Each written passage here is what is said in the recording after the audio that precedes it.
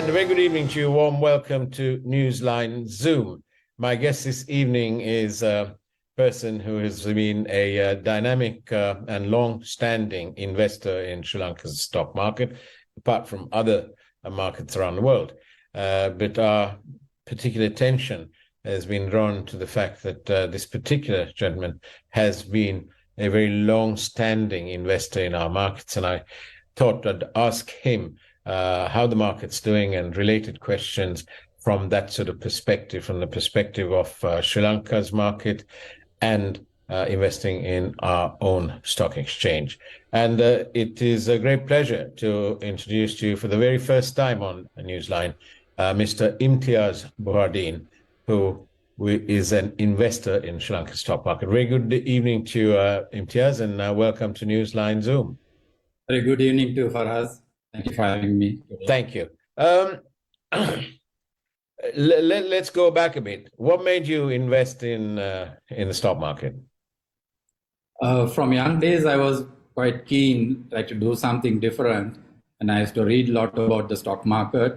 And in fact, in the 1980s, even I used to subscribe to the Asian Wall Street Journal, which is the papers used to come to me on a daily basis.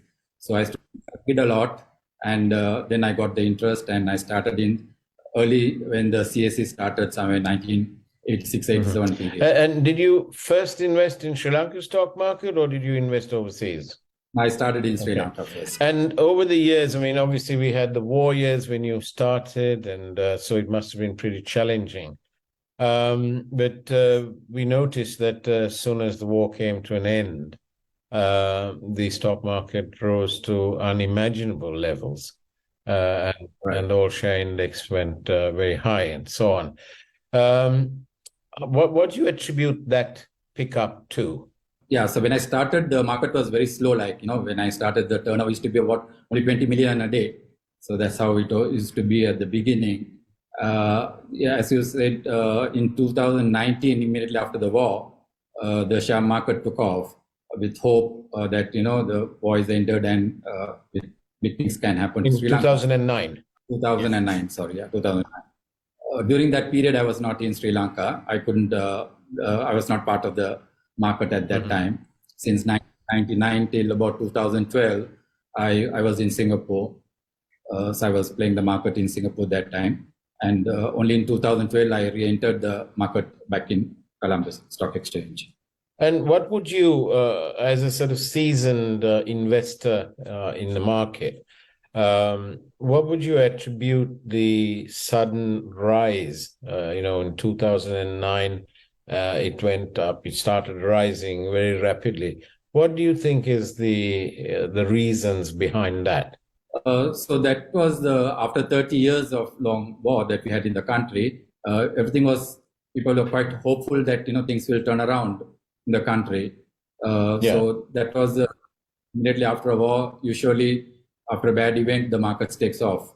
So I think that about 1.5 years, there was a very good run in the market. So it was really sentiment. Sentiment and hope at that time. And I suppose a lot of people made a lot of money if they knew what they were doing, and they were sensible about it. But as it went on, of course, we started, as in the media, we started getting reports of market manipulation and so on and so forth. We had a period in which the SEC under Mrs. Sugaradasa and Mr. Malik Kader imposed sort of handbrakes, and to try and stem these sudden rises and sudden drops as well, I suppose. But would you describe that period as the dark period of our stock market? As I told you earlier, I was not in the market during that period, but that time, yeah.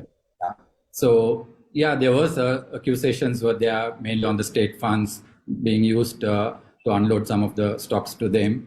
But usually it's only one-sided. But there should be compliance from the state funds also. They should have internal meetings, and recommendations should be there, and follow up from that side also. So, but the whole was only to the investor side That's what I heard from the market. I never heard anything about the EPF being pulled up or anything like that. It's more towards the investors' names who are coming out saying that they dumped some of the shares onto them. And for a long time, I think the EPF is not in the market now. I would say if there were mistakes, they should take punishment. They should take punishment against those people, but not give the punishment to the whole fund itself, where you can really make money in the market. Because now the rates at the moment, it's quite high in the fixed deposits and bond rates, which is coming down. But once it settles down, the interest rates is going to be single digits. Then you will need something better returns. So if you are smart enough, have a good investment advisors, they can make good money for the EPF holders going forward. When you were in Singapore and you were not part of this market in Sri Lanka, but as in an attempt to keep yourself fully informed, you must have had a little peek and had a look at Sri Lanka and thought, well, why did you actively take a decision not to invest in Sri Lanka at that time? No, I was quite busy in Singapore and I was comfortable at that time. So it's easy to say after everything happening, but as time goes, 1 month, 2 months, 3 months, you watch, then sometimes too high, it has gone, then, you don't feel like coming in at that time. So until I came back to Sri Lanka and I had my real footing here, without understanding the companies, going into details, I didn't want to make any decision to invest in the market. And now that you have made an entry into Sri Lanka, you've been here several years now. Are you comfortable with the rules, the regulations, the implementation, and so on, and the opportunities? Yeah, there's a lot of opportunity in the market. Yes, even the SEC has a new act they have got now. So there is a lot of, follow-ups are there. They keep following even the social media. To everything is being quite closely monitored. So I would say there's very much less mismanagement or whatever happening in the market. So it's quite safe because any smallest thing happening, SEC will be there to pull you up. So now even there are a lot of letters going to thousands of people, even as now we want. So people are getting used to it. They know what's a mistake. But I would also feel like if SEC can have a kind of a meeting with the investors and explain the do's and don'ts, because people don't know, they don't read all the acts and what is inside that. So a lot of youngsters have come to the market after the 2000 COVID. So it's good if you can educate them to say what is the parameter where what can go wrong and what they should avoid, like thing. Mr. Buhardeen, how about this? To the underinformed investor, what do you say to them? Do you say to them, well, invest if you want, but make sure that you can invest money that you don't need, or that money that you could afford to lose? Would that be a kind of advice that you give? Yeah, so always you can't put all your money into one asset class. So shares is one that will give on long term, will give better returns. You will have ups and downs during a course of period, but you should take a 3-year, 5-year view, not like, trying to come in for a day trade or within a week to make some money. You can go wrong. But now, recently also the market, in 2000, the market went up. We had about almost 1.5 years of a good run from 4,300 points, went up all the way to 13,500. At that time, the interest rates were low, taxes were low, and all the companies were making very good profits. In fact, last year was the best year for all the companies, made about 660 odd billion rupees as after-tax profits. So valuations at this moment is quite good, and the market has come down. I think last year, January, it started to correct from 13,500, almost gave back 50% of the profits. The index came down. That's because they have started to anticipate the economic crisis well ahead. The ratings were going down. A lot of economic advisors were giving about the debt restructuring and all those things. So because that within that 4 months, the market again went down to almost 50%. to about 6,800 levels. But after that, immediately after the country went for a default, voluntary default, I would say, and since then they got the IMF approval, the market started slowly going back upwards. And now currently it's at around 9,700. So I would say about 50% is recovered and another 1/3 to go to get back to the all-time high. So the valuation wise, currently we are just below 5 PE. And when the market peak was there on, it was 13.5. And if you take a 12-year average, it was about 12.8 PE right along. So compare all that still at the current level of below 5. It's, I would say, one of the best opportunities that is available in the market when the fixed deposits and other rates are like coming down. And what about if you, for the uninitiated, who's just looking at making an investment, but who's perhaps not capable or doesn't know or doesn't want to sort of play a dynamic role? How much faith should you have in your brokers? Yeah, so first thing, if you don't know, you'll have to learn. It's a lot of, you have to spend some time. You can't only depend on brokers also. You have to be passionate about this investment, and you'll have to read a lot of annual reports to quarterly reports that keeps coming. You have to be up to date, right? But you can get the advice from the brokers, but you can double check again. You have to do your own research before you put your money. So that's my advice will be always not to depend on anyone and just go for shortcuts. Always learn the hard way. Then you will have for a long term, you'll have a better returns. So in a way, I think my grandmother used to say that no pain, no gain. So you need to put something in. Great. I think it's time now to go for a quick break and take a peek at this evening's headline news from that wonderful primetime news team. And we'll see you on the other side of the break, in which we are continuing to be in discussion with an investor in Sri Lanka's stock market, Mr. Imtiaz Buhardeen. We'll see you on the other side of the break.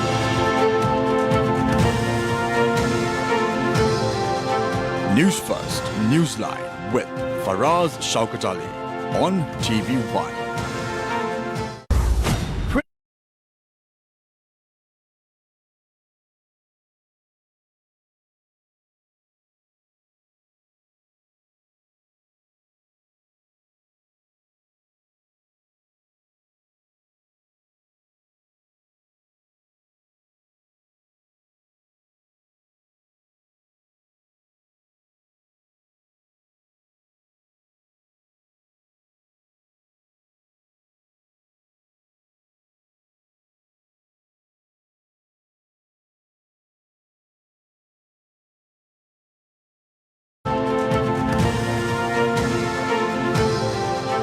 Newsfirst, Newsline with Faraz Shaukat Ali on TV1.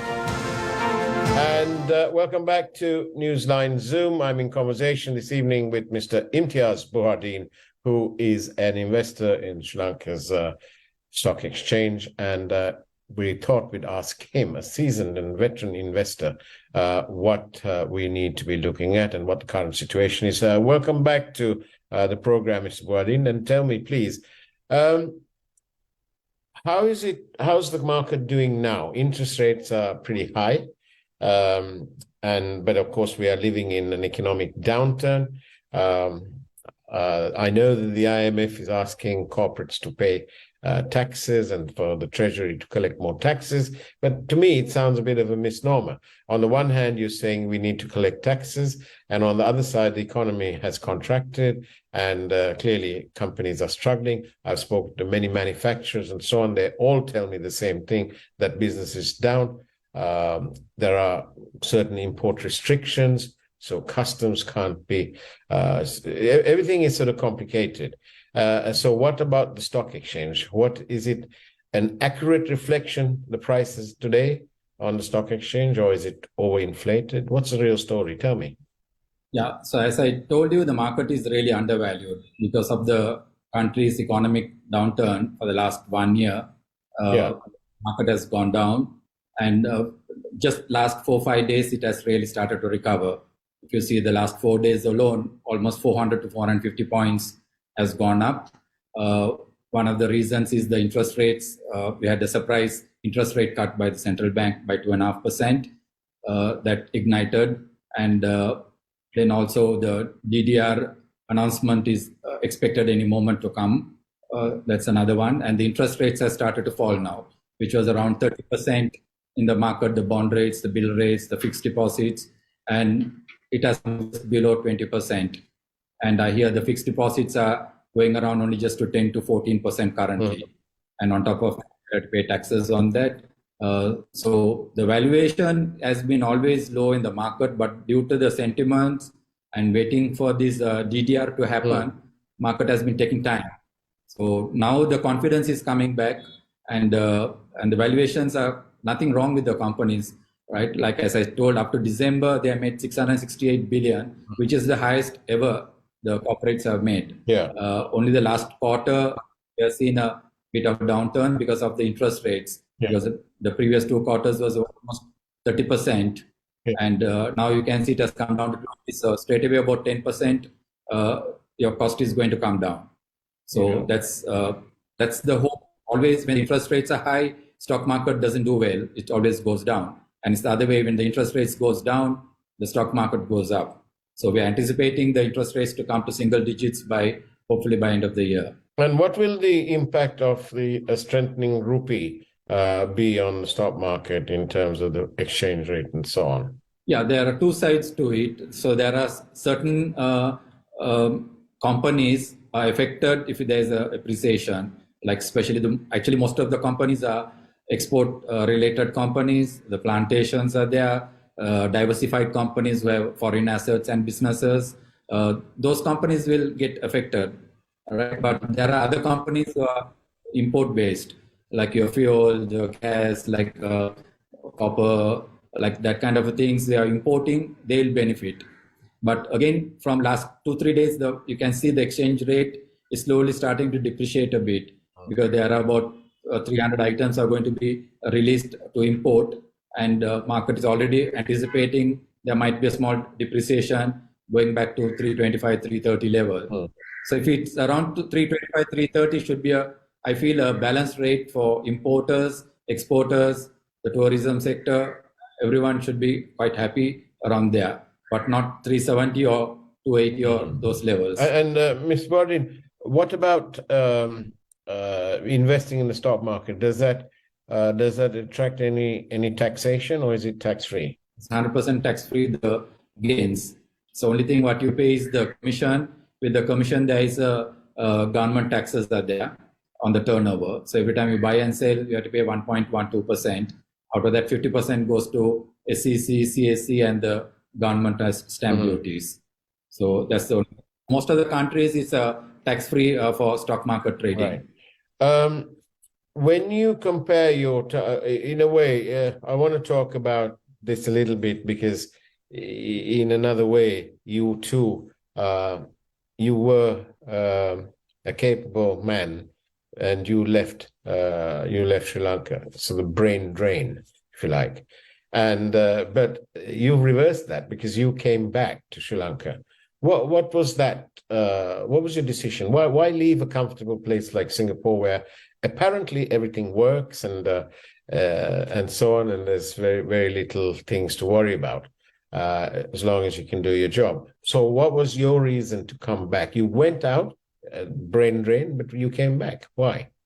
I was doing well in Singapore and even Malaysia. I have my businesses still I'm running. Those are going on. But end of the day, yes, it's the quality of life is very good, where you don't have all the hassle that you go through in Sri Lanka. It's all organized, as you said. But end of the day, you would like to do something to your own country.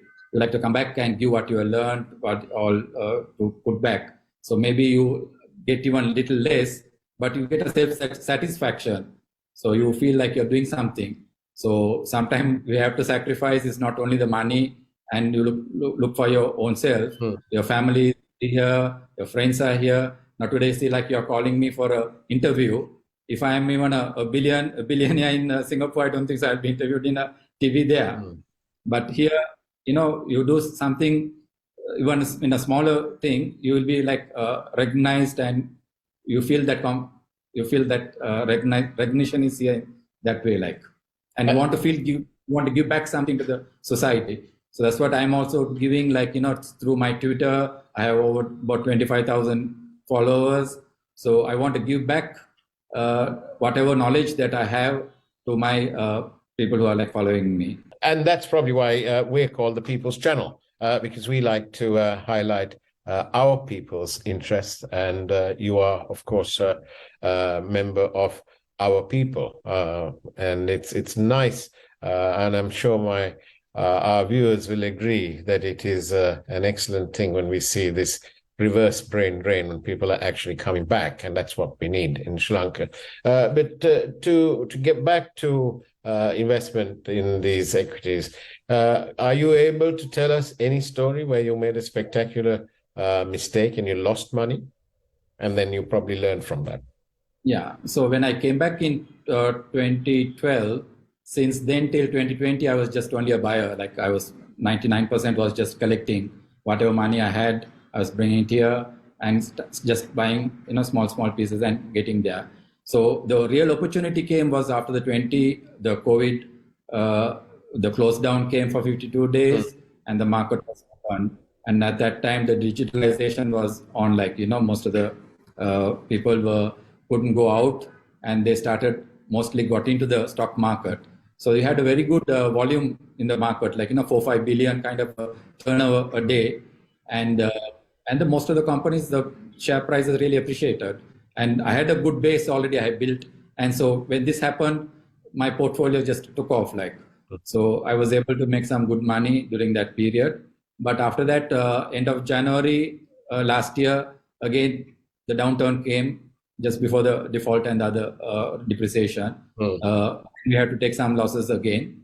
But again, it's coming back, right? So now I feel like it's kind of a one time in your life kind of opportunity is there in the market, because when you go through the valuations, some are trading at just 2-3 times PE.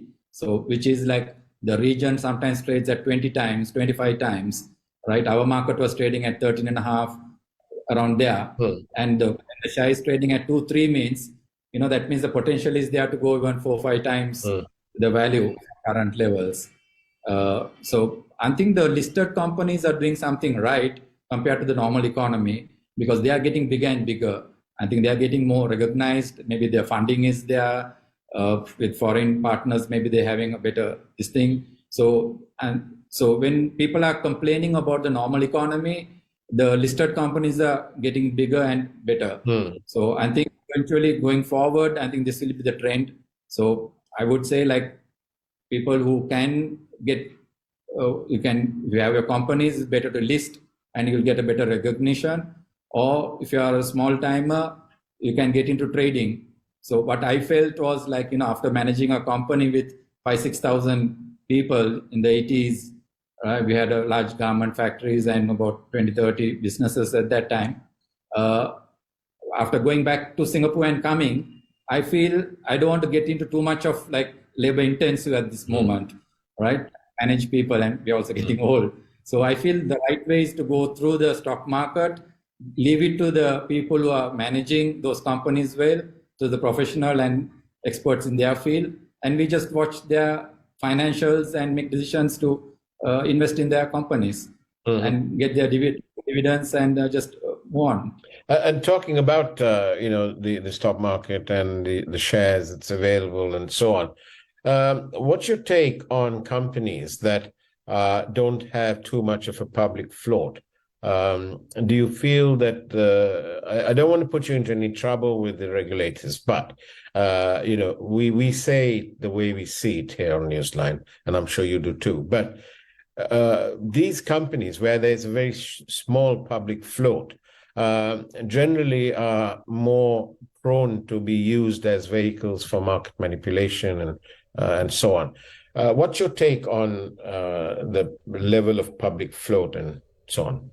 Yeah, so when we were taking up this issue, say about 2-3 years back, when I was in a Dubai forum, SEC, CSE forum, and I took up, some companies were manipulated. Manipulated means small companies I mean, not small, less float in the market. It was easy to take the prices up. And even the index was reflected on that basis. So finally, I think the SEC and the CSE did the right thing. They took from the market capitalization and they went to a free float calculation. So that started about 2 years back. So that's one reason now you can see the index sometimes doesn't move that much because of the weighted free float weighted.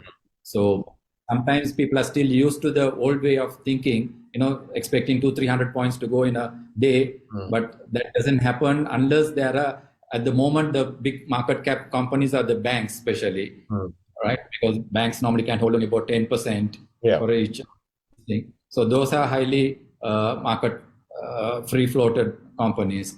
So when you see the banks going down or going up, you can see quite a big fluctuation in the market. So the last 2 days, you are seeing the bank shares started to move, and with that, the whole index is going. So when the index moves up or down, the people just follow the index and they sell or buy according to the index. So I think people have to get used to the index a little bit, the new one that is having at the moment. As an investor, Mr. Buhardeen, would you welcome better implementation of the existing rules, or will this new SEC Act be sufficient for comfortable trading? I think it's the current one is quite sufficient if they can implement that correctly. And as I said, if we can educate first and then implement it, I think it can have a long way.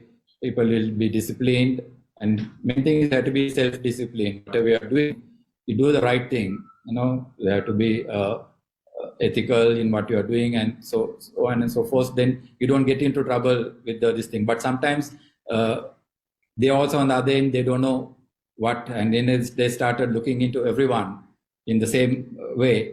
So then everyone will have to go and face sometimes inquiries or give their own opinions and then come. So I feel the laws are enough, I think. Just the implementation is part only there to do it. Excellent.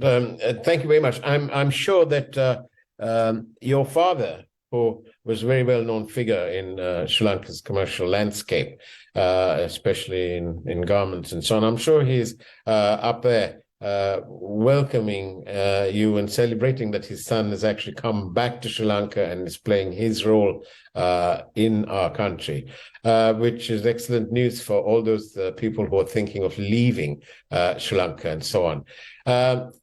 We're about a minute away from finishing, Imtiaz. Give the public a message about the equities market. Give them a message. So whoever have spare money, I think you shouldn't have like money that what you need for a short period, not that money, something you have to keep saving monthly, put aside a certain amount. That money, I think you can invest in the market. And if you really learn and take interest, sky is the limit. You can make a lot of money in the market, but not like trying to gamble on a daily basis, but take a long-term view, right? So you might see even 30-40% the prices can go down, but again, those can make you 100% gains thereafter. So you should have that discipline and do a lot of research. And in my case, I do about 7-8 hours of research, going through a lot of videos. I have foreign mentors, listening to them. That's how you have to get that interest. So as I said earlier, I don't want to brand too many companies. What I do is reading their annual reports, their messages, the chairmans, managing directors, CEO reports, and learn what their plans are. Right from that, you can learn. There are a lot of insights there if you really go into. So these are the things that a lot of investors don't understand.